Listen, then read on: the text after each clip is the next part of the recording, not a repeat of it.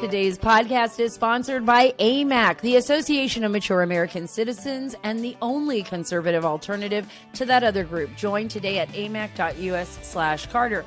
Guess who I have on the show today? I've got Sean Spicer, the former White House press secretary and good friend. He is also host of Spicer and Company on Newsmax. And listen to this.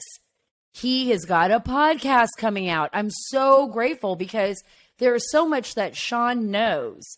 And it's called Beyond the Briefing. I mean, he can really break things down for us. I'm going to ask him who does he think is going to be the big dog Republican nominees for 2024. What's going to happen with the Democrats, right? What's going to happen with the Democrats? And by the way, I'm going to tease you a little bit. I have one of those special guests, one of those Republicans that I think will possibly be the next president of the United States on our show coming up in a future podcast. So that's very exciting. We've got that all taken care of. But I ask him a lot of the questions that you want to know. So you do not want to miss this podcast with Sean Spicer. He's going to answer it. When does the president announce? When do they announce? I mean, I'm talking about President Trump. We've been hearing rumors about this. We're hearing that he will announce. Is there a timeline that he has to oblige by? He'll answer that question. What about Ron DeSantis? He'll answer that question. Who else? And he has some names. Who else might be running as well for the presidency? I know some of you are guessing Mike Pence, but there are some other big names in there that you have not heard yet, and who may be vice presidential picks, right? So we're going to ask him that and so much more. We'll also cover California's latest America Last law that would give free health care to illegal immigrants. You won't want to miss this. Please follow and subscribe. Get all the links at saracarter.com. That is saracarter.com. And folks, while you're there, I would love for you to sign up for our email list. This way you don't get shadow banned. There is nothing worse than not being able to communicate with you, not being able to talk with you directly. And we have an email list that allows us to do that. And you'll get the latest in our podcast as well as the latest stories. Before we get to Sean Spicer, I want to talk to you a little bit about MyPillow. I love MyPillow. I talk about MyPillow a lot on this show only because I think they're an amazing sponsor. They're American made. Mike Lindell is an American hero, and I want you to help support him and his American company. And that is by buying MySlippers. Right now, a very special offer. You save $90. My listeners will save $90. The regular price of MySlippers is $139.98. I know. But with $90 off, you're going to have a blowout price of $49.98. You can't beat that. And the promo code is Carter. And I want you to think about this because these slippers actually took Mike 2 years to develop. I remember when they were getting them ready before they even had them on the market and they were talking about it. They were so excited about it. These slippers are phenomenal. They're pillow patent fill. You can wear them indoors and outdoors. You can get an amazing variety of colors, and you can get your Christmas shopping early. If you have not bought these already, buy them. Your family will love them.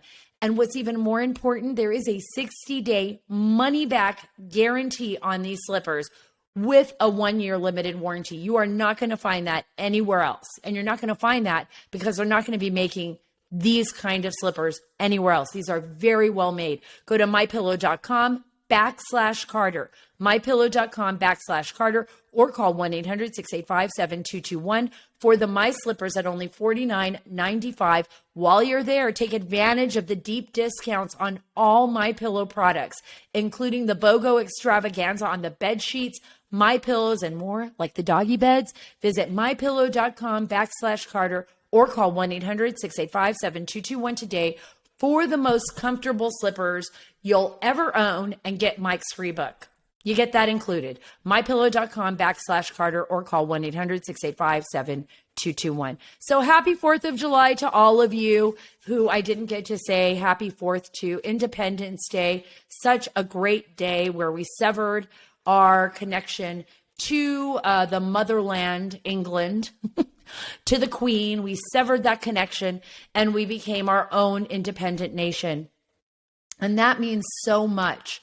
I'm going to talk to Sean Spicer about that. As you know, being a veteran, like my husband, and how much it means to us to celebrate the 4th of July.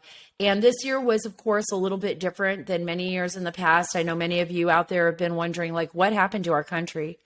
And why are there people out there that are willing to walk away from our nation or turn their back on such a great nation, especially at a time when, as Americans, I think we need to be more unified than ever. We have enemies all over, including China, Iran, Venezuela, Cuba, Russia, for example.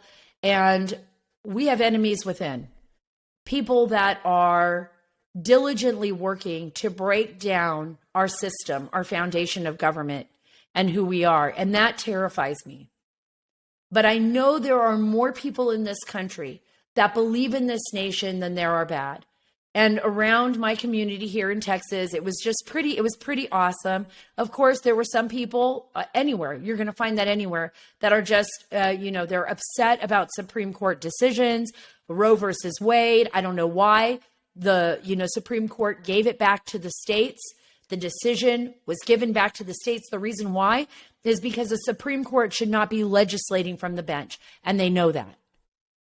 They are there to oversee the Constitution, to render rulings on constitutionality, and giving the authority back to the people in the states was the right thing to do in Roe versus Wade, which I'm not even going to go into all the details of that right now. We've done that before. And there was an incredible ruling on our Second Amendment rights and, the right to carry. That was huge. There are a lot of things to celebrate. But the problem is, guys, we have professors and teachers and elitists who have been working with special interest groups and think tanks that have worked diligently for decades to distort and destroy this nation. They really have. It's unbelievable. This amazing, beautiful experiment, the reason we celebrate the 4th of July, the reason why people from all over the world come here, seeking freedom, seeking liberty, seeking that independence, that belief that no matter who they are or where they are from, even if they're escaping a caste system, even though they're escaping war and treachery overseas and dictatorships, they come to this nation to build a better life because they know there's no other place on earth like it. But we have these elitists and these professors, their snobbery, who go around spending, $6 on a coffee every day and eating at the finest restaurants and then just bad-mouthing the United States of America while they sit on their tenure, right? And they can't get thrown out of the schools. I keep telling people, just send your kids to conservative universities or to universities that are actually balanced in teaching both sides. Please don't think that if you send them to these elitist universities that it's going to work out for them. It's not. These have been taken over. And the reason I bring that up is because I think we're seeing evidence of that in how people are reacting to the Supreme Court and how people are reacting to our government. We saw it on the rise during President Trump's tenure in office, and how Americans just turned their back on the entire system, and how the system itself turned its back on Americans. It was weaponized by the Democratic Party. I mean, this is, as I sat on the 4th of July with our friends, we celebrated. I just kept it very low key. I wanted to have just a good time, relaxing time with my family. We barbecued on Saturday, actually. And we had everybody over. It was actually Sunday. Sorry. We had a barbecue on Saturday too, but on Sunday, we actually invited all of our friends over. And it was just wonderful. We barbecued. We had our close friends over. One of my friends, Simone, she brought her dog over, and he got to hang out with our dogs. And our kids played by the pool. And my youngest, who's 9, she had her friend come over. And we just enjoyed time with each other. My husband and I, who I adore and who gave so much for our country, This day is very, very special for us, this celebration, because it's the reason why we as a family are so proud, and we have something to fight for, something to believe in. and it's our nation, and it's us together. It allows us the ability to be free, to work, to send our children to school. I mean, everything that, and our religious freedom. Our founding fathers gave us so much to be thankful for.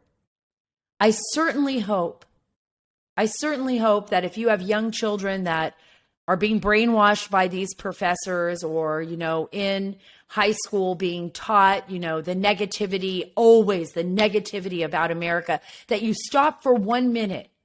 Stop for 1 minute if you can and just talk to them. Just tell them how much you love this country. Just let them know what it's done for you. And let's not be afraid to stand up.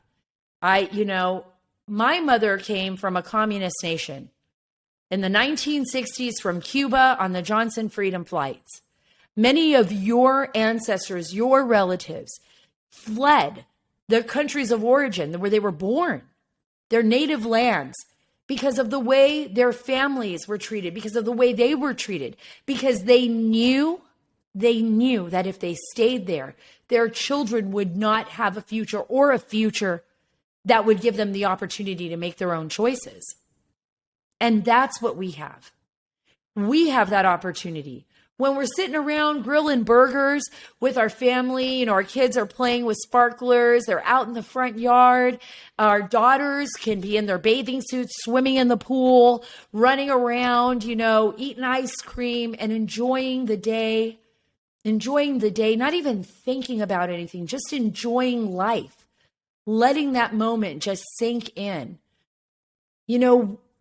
That's when those of us who have seen other parts of the world realize how blessed we are. Realize that, wow, how lucky we are to live in a nation where our daughters can make their own choices. And yes, they can. And I'm talking about the unborn too. And I'm talking about the fact that I'm not even going to go there. I'm not even going to go there. I'm going to say that we're our states, as a republic, we have our own voices and we can make our own decisions, right? And that we have a Supreme Court that we need to protect. And that we have an executive branch that needs to be protective, and a legislative branch. And they need to do their jobs because we are the ones in charge. That is what our founding fathers gave us. That is why we've been able to sustain this republic. That is why we celebrate the 4th of July and our independence as a nation. My mom came from Cuba because there was no freedom there. There was no liberty there. People were being slaughtered when Fidel Castro took power in Cuba.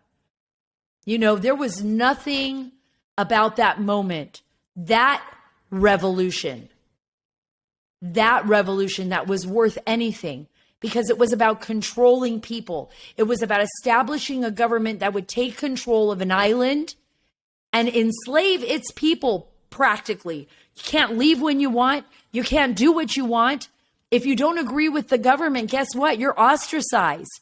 You're cast out.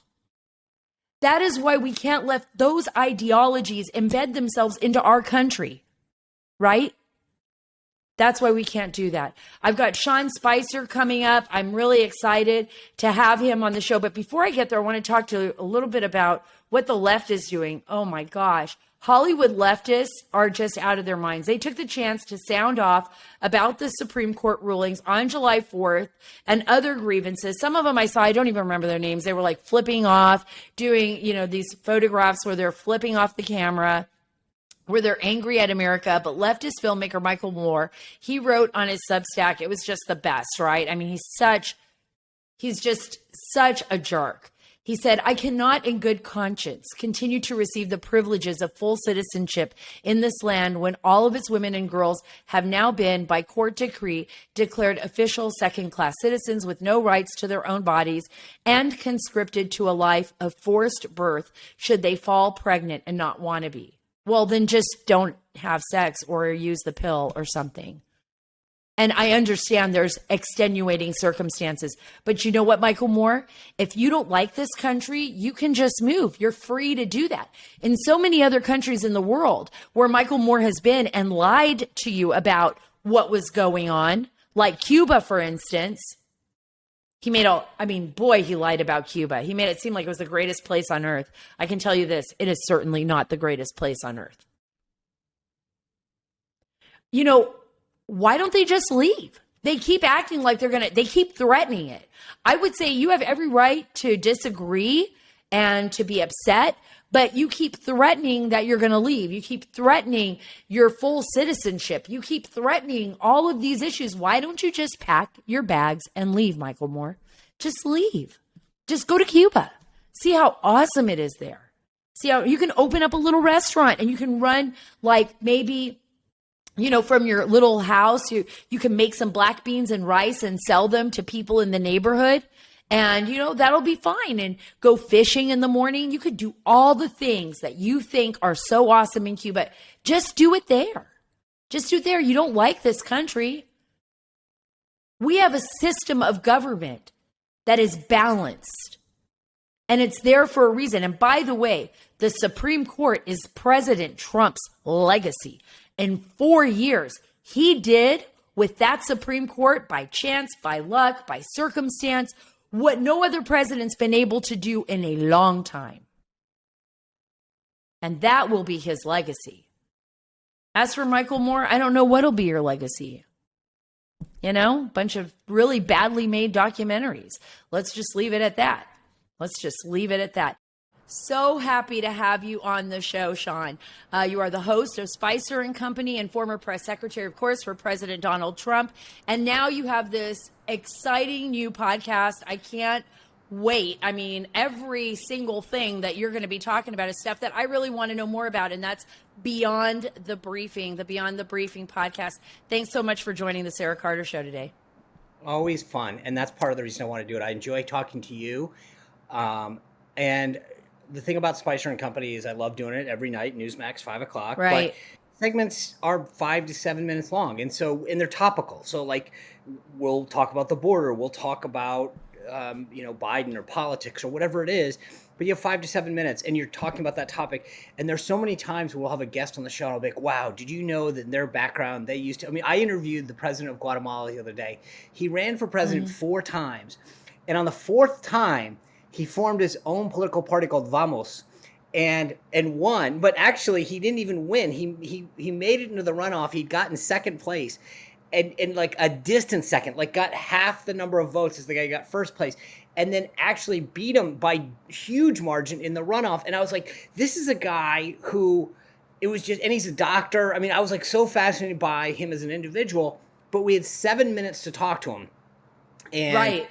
So he's the kind of guy that I was thinking to myself, I would love to have 20 minutes just to talk to you about like who you are as a person. And so the thing is, I talk to a lot of folks on the show, or I'll meet people and I'll just be like, wow, like I'm fascinated by who you are as a person, how you kind of got to where you are. And the cool thing about podcasts, as you know, is that you can have a longer conversation with individuals. And so, like I said, it's Beyond the Briefing because people would always say to me after I left the White House, like, I only knew you from your briefings. And now that I've gotten to know you, or once I heard you, I read your book or whatever. And I'd be like, it was like, so I'd say, oh, there's a lot beyond that you can, a lot about me beyond the briefings. And so I thought, wow, that's a great way if I'm going to do a podcast to talk about people, because too many times, one thing about somebody, you see them on TV, you know them from politics or whatever. And there's so much more to the individual.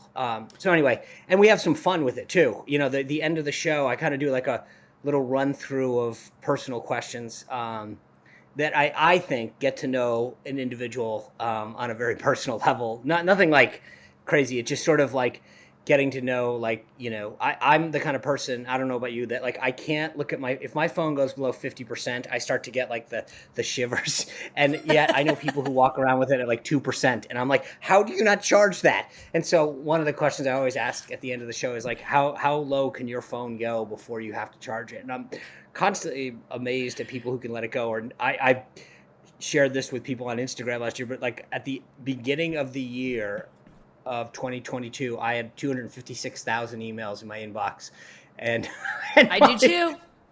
I do and too. I so, have but I I have know. that huge number as well. It's crazy. It's See, and crazy. there are the people that I know that will walk over and be like, how do you not freak out? And I'm like, I don't know. If you need me, you'll call me. And I know people, and I know you know some of the same people who, at the end of every night, they have to have zero emails in their inbox. And I'm like, how do you do that? I'm like, anyway. So I just think it's fun to get to know people in a different way. Right. I know It does in my tell a lot experience. about people. It says a lot about people. I was just thinking about when you were talking about the phone situation. I always go through that with my kids. They're always at 1%. I'm like, how is that possible? Like I every know. time I call my son, he's like, hey, Mom, you got to make it quick. I'm at 1%. How is that possible? You were at 1% the same time yesterday. I mean, do you not charge your phone at night? What's going on with you? Like, I can't Right. handle this. It's like the first time we have the ability to, like, really communicate and, like, call for an emergency and our phones are dead. But I can't Well, say and I'm as good not as only you. that, You are really good at this. You are not only good at that, like this. I also carry I have like 18 Mofis and backup chargers, and like I just there's just something about, and I don't know if it was like living through 9/11 or what, but like I can't let my gas tank go beyond half. I can't let my phone go below half, and but I like I know. said, same thing. I've got friends, and I think they're primarily younger. You're right. Hmm. That I'm like my son, same thing. He'll be like, "Oh, Dad, I gotta go charge my thing. It's at 2." And I'm like, "What do you mean? Like, how did you not plug it in all day?"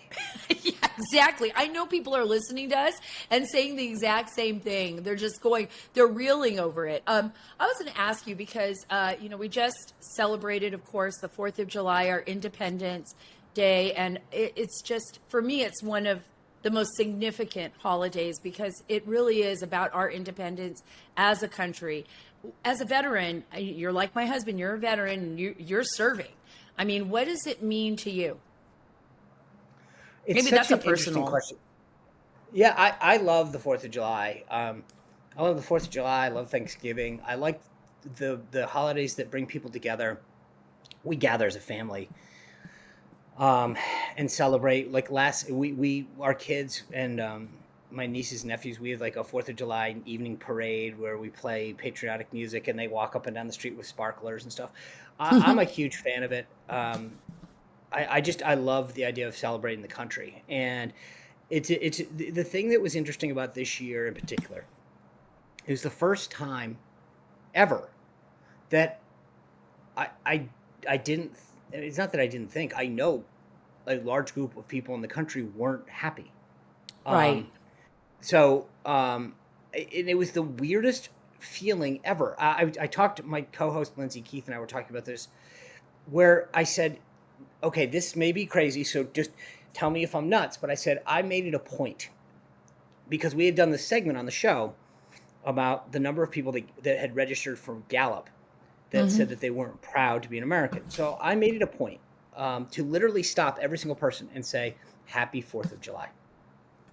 Sarah, 50%, if not more, would say, "Have a good day," or "Happy Monday."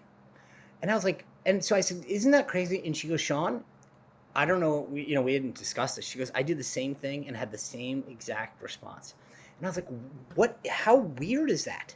That people, I don't. I was just like, I don't. I mean, like, maybe because of the media influence the last couple of weeks, and you know, but it is the weirdest feeling that like, say what you will, but we're still at the end of the day the greatest, freest country in the world." And I'm like, I just, I don't know. Like, it blows my mind to think it's like it's to me to not to love the country right now is like a very selfish thing because I'm like, where else do you want to go?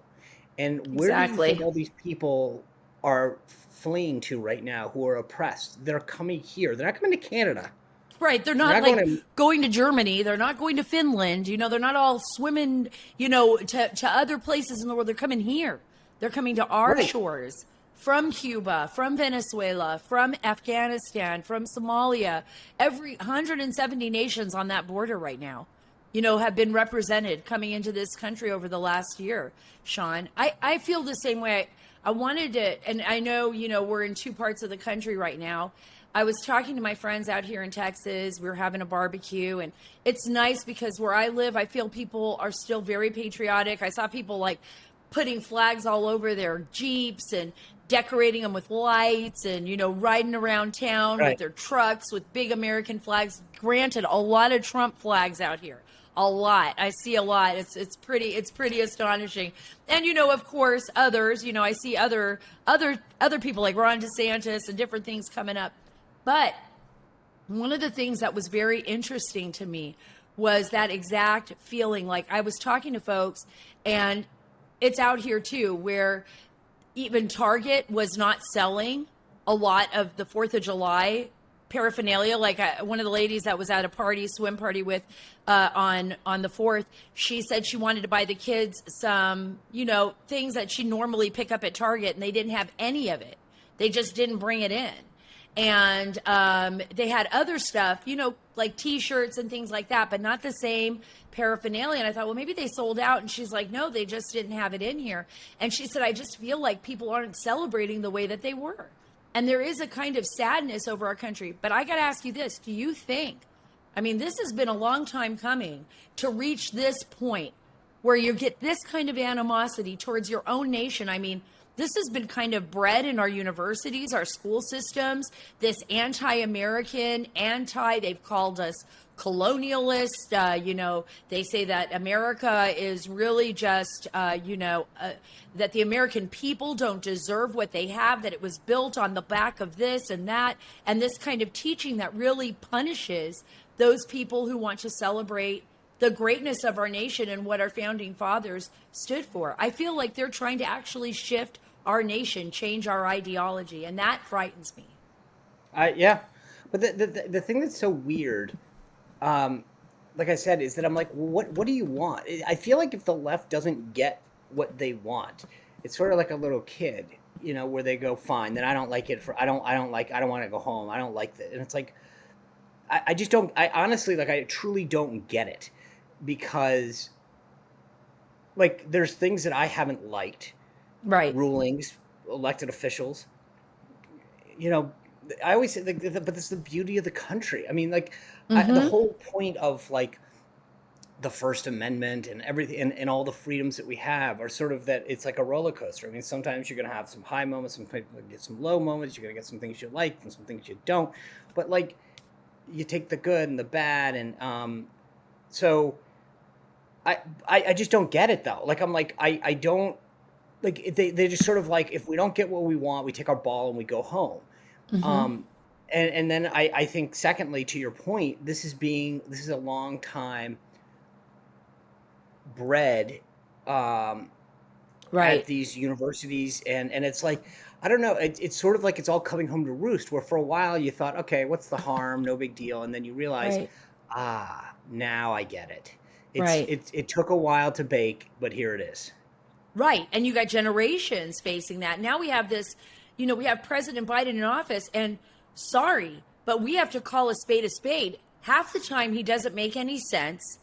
And even his policies work against our nation. They work against making us first, or putting our nation in a position of power in the world that can be effective. We've seen what's happened across the globe. We see what's happening right now, China and Hong Kong. We see what's going on right now in Ukraine with Russia. And I'm sorry to say, as much as Zelensky is trying to fight back and hold and retain territory, the Russians and Vladimir Putin are moving in, and they're holding firm in certain cities. And it seems like every day we get some new excuse from Joe Biden and the White House now on why prices at the pump and everywhere else are so high. He tried to blame it on Putin, then he tries to blame it now on the people who own the gas stations.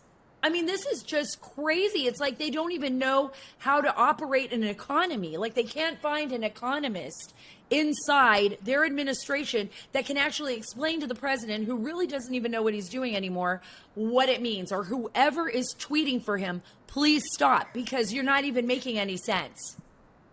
Yeah, the response from the president of the U.S. Oil and Gas Association was epic. This, which is, that's not true. Whoever the intern is that's tweeting for you, please stop. Yeah. It was, which I thought was, I was like, wow, that's a to see that the association that has to deal with the White House tweet that. I was like, whoa, okay, that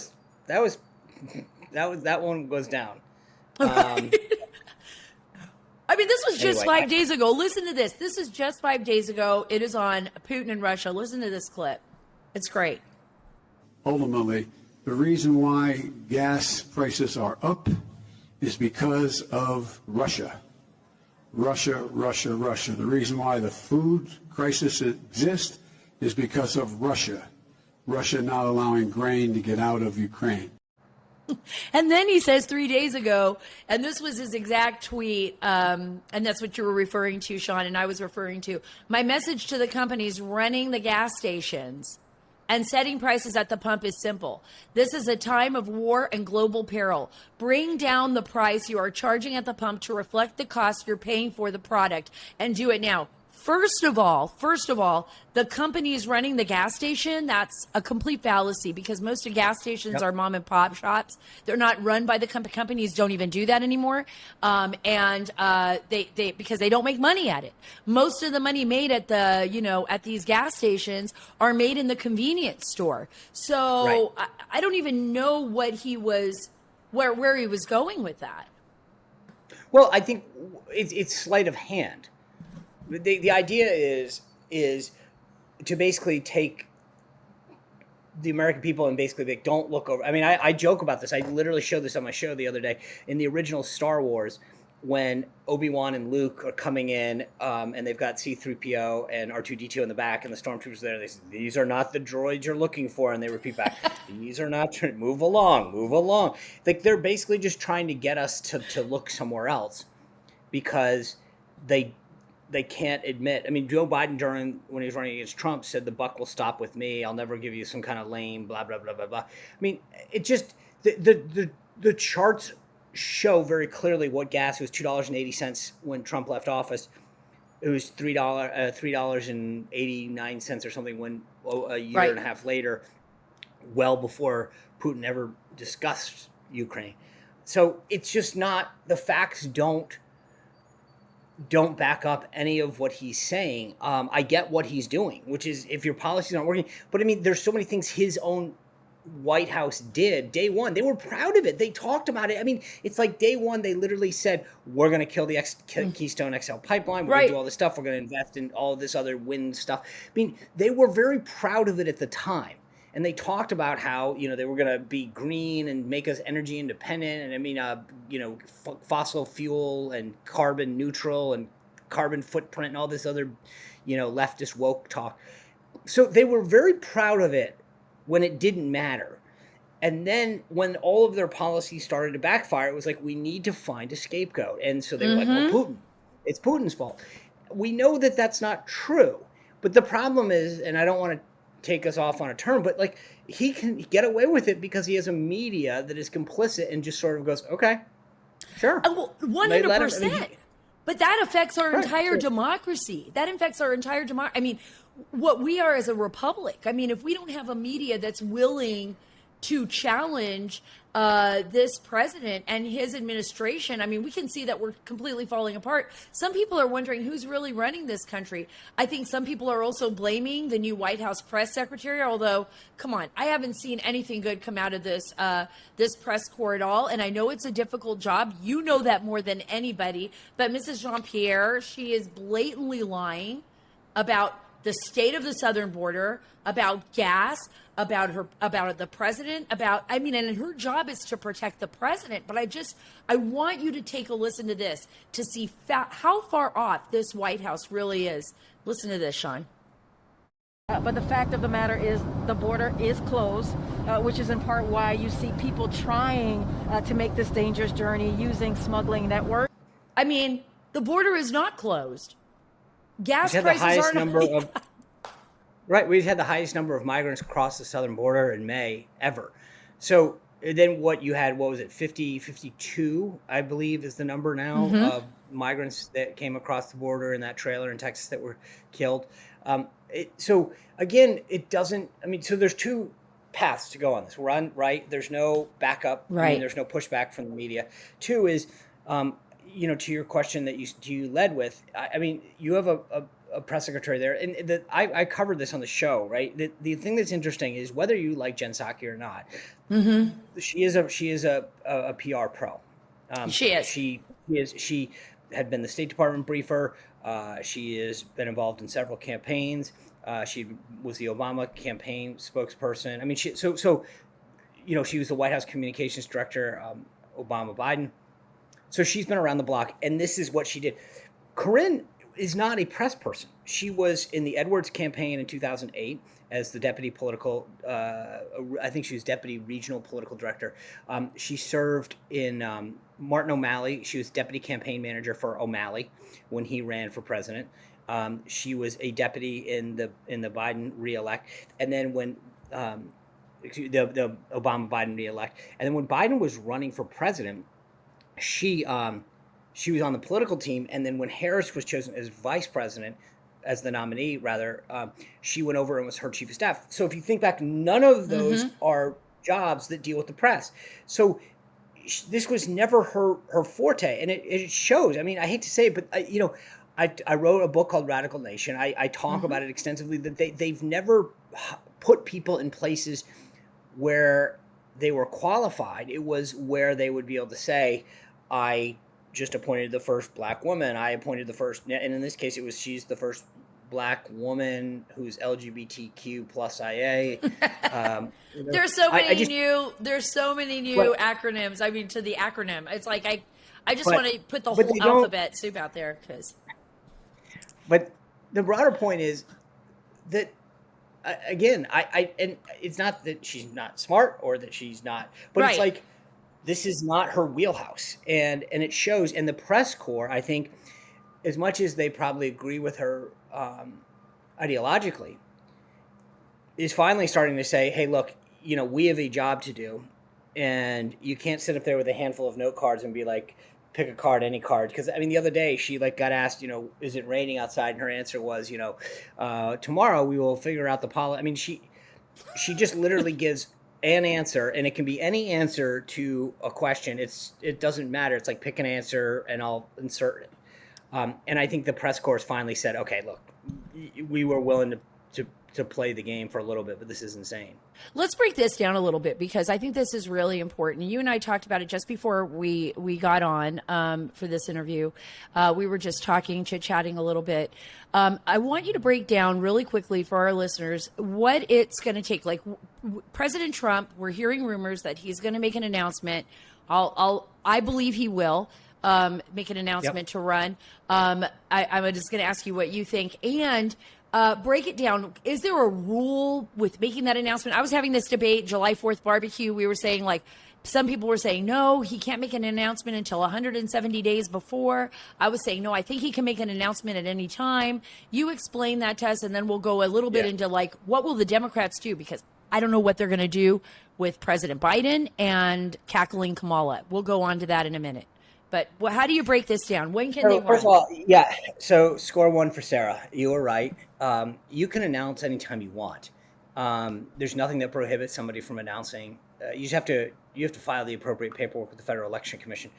The reason that it's a bit tricky is that it's all about, like everything else in the world, frankly, it's always about money.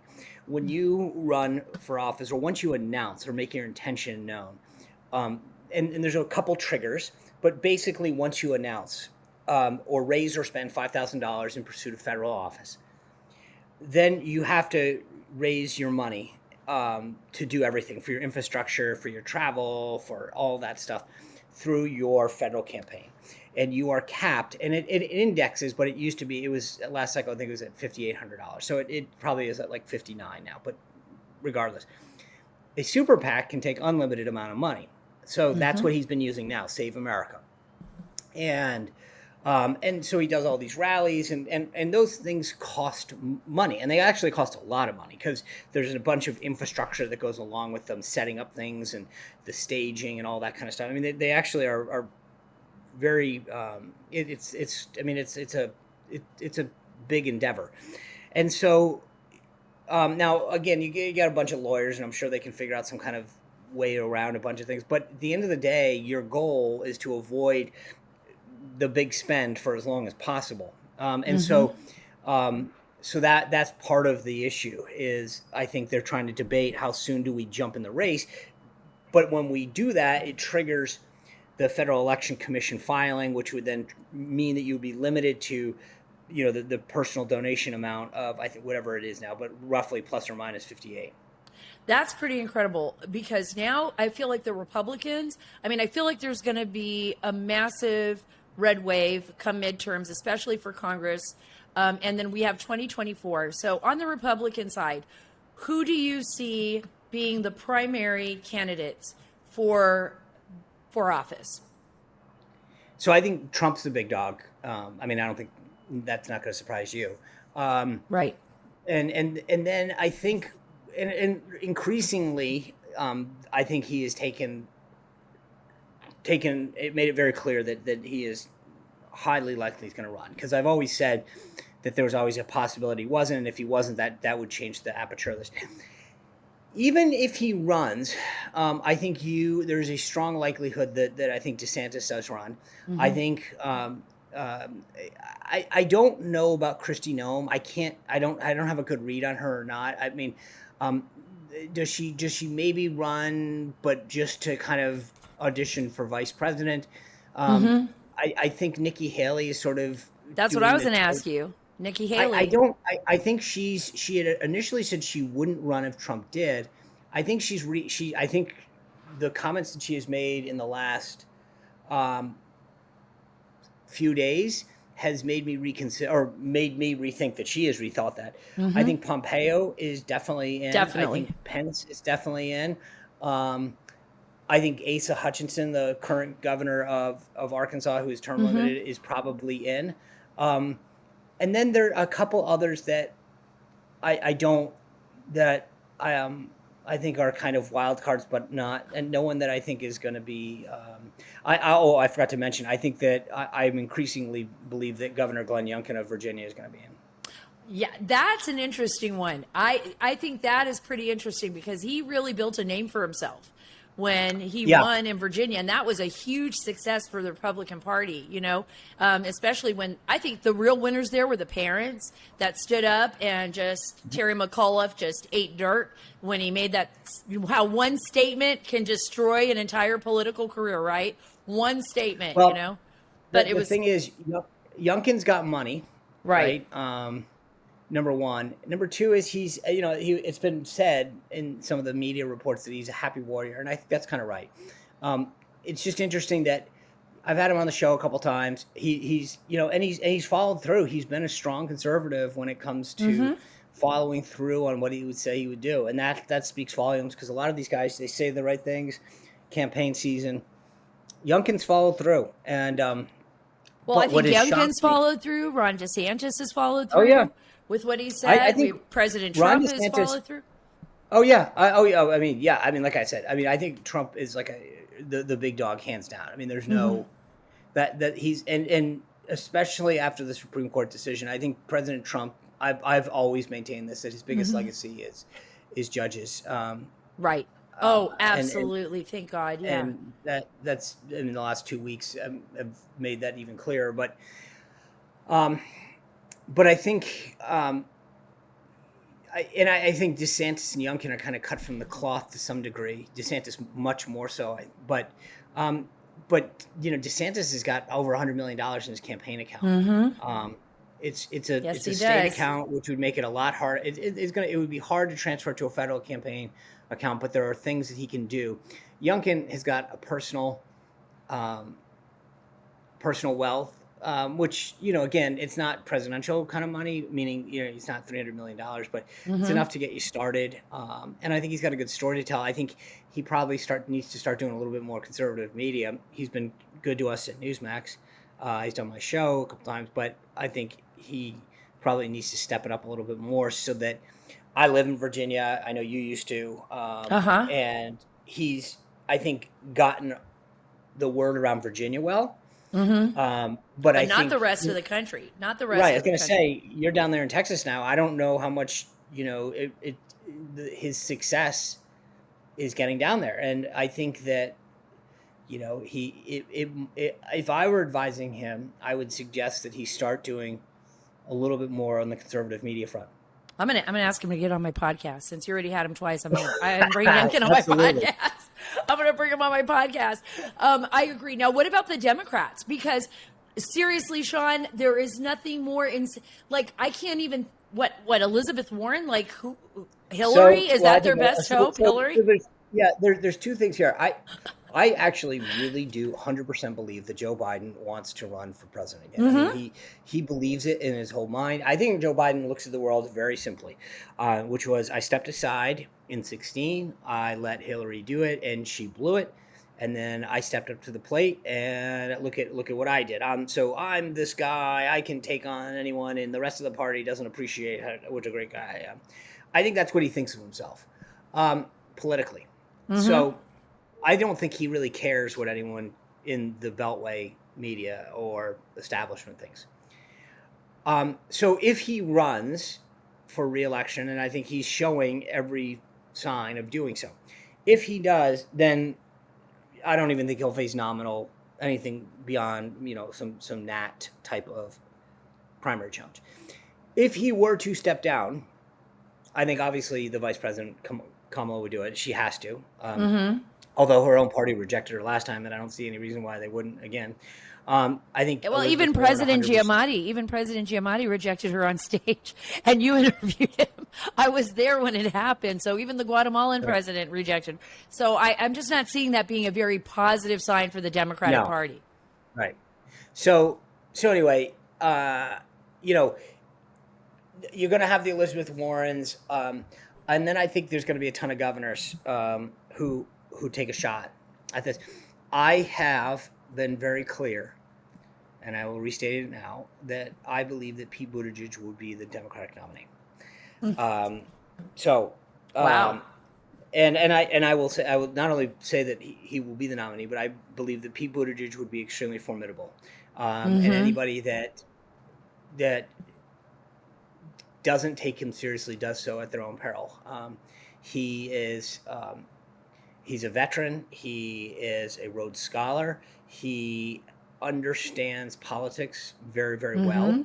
I mean, for example, he has been spending a ton of time. He did horribly in the African-American community during his run for president. And so where has he been spending his money and focusing a lot of the Build Back Better money? Boom. I mean, he knows what he's doing, politically speaking. And I think he sort of, for a lot of the Washington Democratic establishment, he sort of fits their bill. I agree with you. I think you brought up a very good point, and I want everyone out there that's listening to us to understand this, because I remember even in the Republican Party, they underestimated President Trump. I think everybody remembers that during 2016 and before the election. I mean, people were laughing. They underestimated him. They took what he was bringing to the table for granted. I think on the Democrat side, I think it's the same thing with Buttigieg. I think that's really a really great way of laying it out there. Do not take for granted what someone can do. You don't really know them, which is why I am so excited about your podcast, Beyond the Briefing, because I think everyone's just getting a little taste of what Sean Spicer knows, and why you, Sean, are sought after in Washington, D.C. You understand politics. You understand policy. You are able to see beyond what is just out in the media. You're planning ahead. You're like a chess player. So I think people, no, seriously, I really do believe that. And and this is what people don't know about you. We only see what we see, but you don't. Sean behind the scenes in the Oval Office, or talking to folks on the street, or getting advice, or people calling him up, that's the real Sean, the Sean that's the family man. And one of these days, I'm going to ask you all the same questions you're asking your guests, or you're going to have to answer them. Like, what's your favorite color? Where do you like to vacation? Well, and that again, I appreciate it. You've always been such a great friend and supporter. But I mean, part of it is I love those kind of conversations. Right. I love getting to know people. I wouldn't say being shocked, but it's sort of like when you're having those conversations with people and you're finding out, like, to me, when I got into politics and I moved to Washington, I would always ask someone when I always had someone had a job that I was like, tell me about how you got that job. How did you get there? Mm-hmm. And I'm always fascinated. Like, I just, and so as I meet people, especially over the last 5 years, I've been really blessed with a lot of people that I get to meet or have on the show. And I find out about their background. I'll be like, wow, like, I'm fascinated that you went from A to B, or from A to B, then to Z. And there are days when, and we have a lot of mutual friends. And there are days when I'm like, I would love to be able to tell so-and-so's story. And so, again, it's just, I agree. It's just sort of like, there's, and I know it with myself. There are people who ask me all the time about, what was it like in this? How did you do that? Did you enjoy that? And it's like, so I love having those conversations with folks.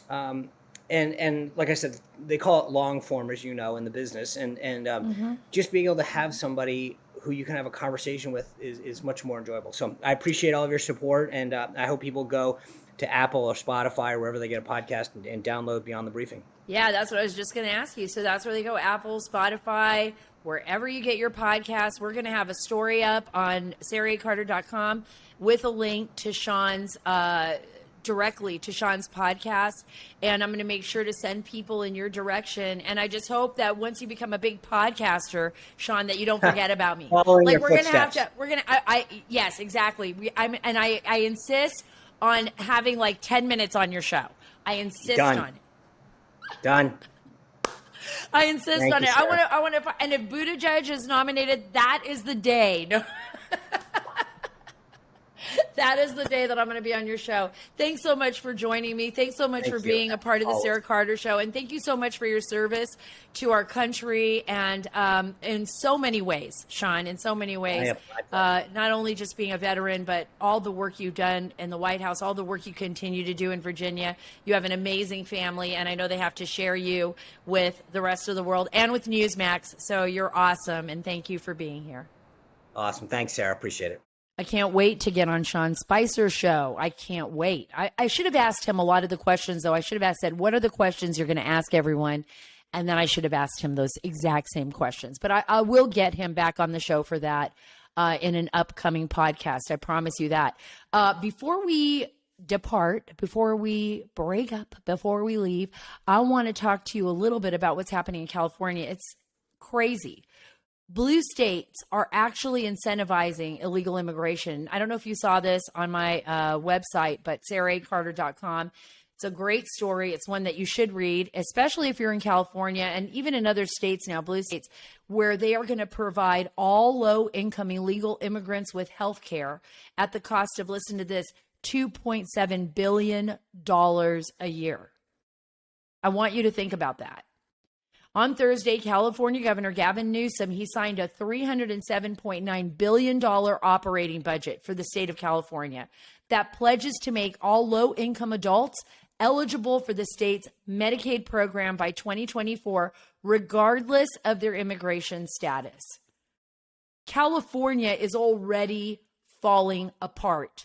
Chevron's left California. Tesla's left California. California actually lost seats because people are leaving California. In fact, they're coming into Texas in droves, which a lot of Texans are worried about. They're going to Tennessee. They're going to North Carolina. They are leaving California. Small business owners are leaving California because they just can't manage anymore. And now California Governor Newsom is doing this.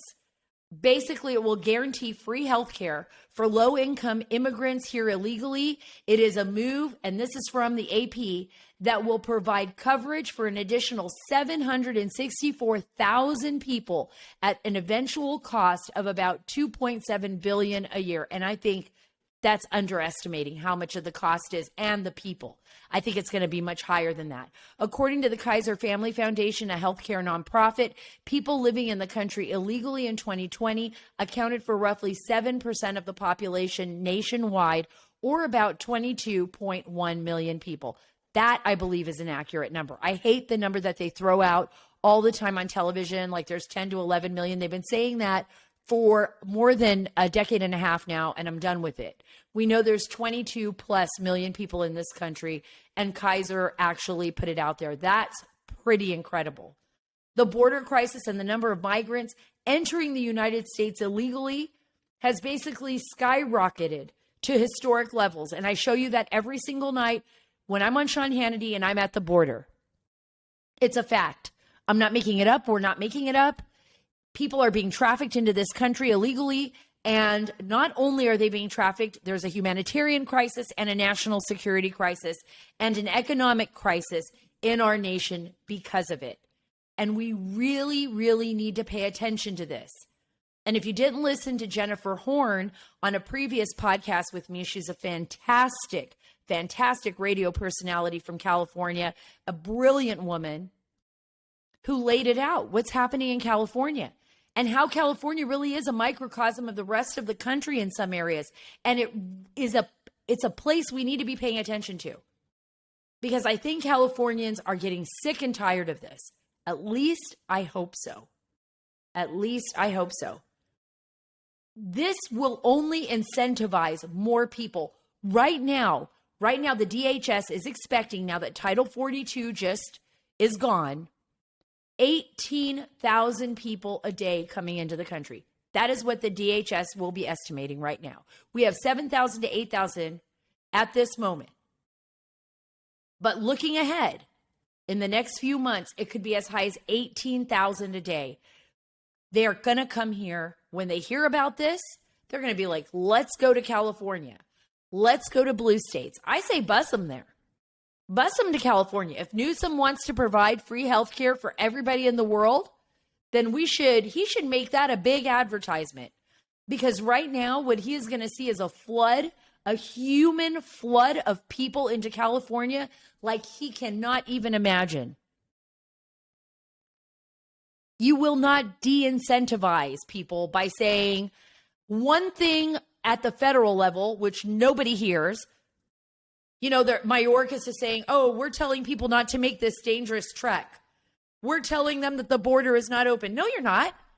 Every single day you tell people that that border is open. Every single day with your policies. President Biden, with your policies, you are telling the world that the floodgates are open, and you want it that way. President Biden wants it this way. And if we don't start speaking up and speaking out and telling our lawmakers this is unacceptable, then we are going to be paying a very heavy price. We're not going to be able to get out of this one, guys. This border is wide open. We got 3 more years with President Biden. What do you think he's doing this for? Why do you think they're allowing this to happen? Why do you think they're incentivizing people to come to our country for health care and free money, free housing, free, at the cost of Americans? Nothing is free.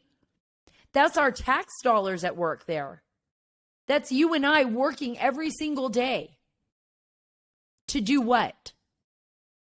For this? So that we can eventually lose our nation and so that people will be losing their lives on this trek into America? So that we can just only perpetuate the horrific behavior of the drug cartels and human traffickers? Oh, I'm mad. I'm very mad about this. Just as you should be. This isn't just about California. This is what the Democrats want to do across the board. My gosh, November cannot come fast enough. 2024 cannot come fast enough. You and I need to stand together, and we need to say no more. And we need to do that by contacting our lawmakers, by speaking out, by not being afraid. Don't be afraid. Who cares what the left, those crazy radical leftists, who cares what they think? Just look at them. They are like living in bizarro land. Call them out. Don't give them the power. When we're quiet, we incentivize them to continue. And then it's going to get to the point where we won't be able to get it back. Don't be afraid to speak up. Don't be afraid to speak out. Get involved on your local level with politics. Make sure that you're putting the right people in office. It's up to each and every one of us. Being the boss has never been easy. Being the boss has never been easy. We're supposed to be in charge here. Stop giving your power away. Take it back. Take it back before it's too late. Thank you so much for being a part of the Sara Carter Show. You guys, go to my website, saracarter.com. You'll get the links to all my social media. Don't forget to download the podcast wherever you get your podcasts, Apple, Spotify, anywhere. Download it. Leave us a review. Leave me some ideas. Talk to me. Send me an email. I love to read your emails. And thank you so much for being a part of this family. And happy belated 4th of July. God bless you. God bless our great nation. And God bless the great state of Texas.